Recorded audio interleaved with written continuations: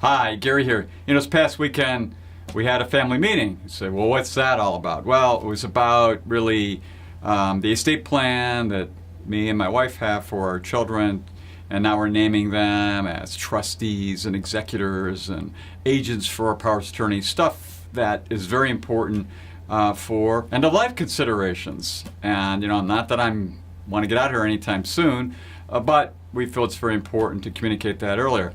And there's a study or a report that just came out in 2018 by the AARP Public Policy Institute.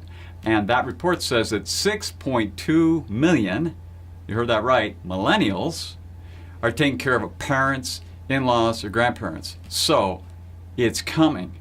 And if those discussions are not being had out there with parents or grandparents, with their children or grandchildren relative to this, then you're not quite sure what it is they want, because that's very important. And I can say this, having dealt with my parents and my in-laws, is that's very important to understand where they're coming from.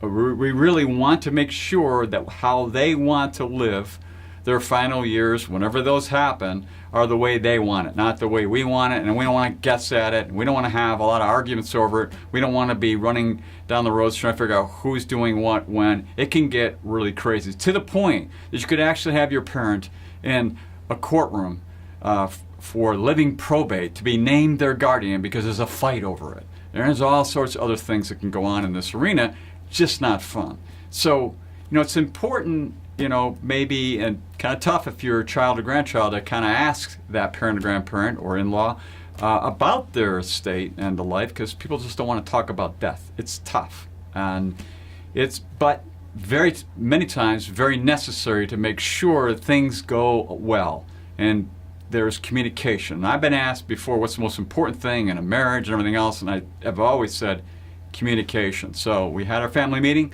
this past weekend because we wanted to make sure that our heirs, our children, really understood what we were all about, and that they could understand how to deal with us when, hopefully we don't, but at some point in the future when we need their help.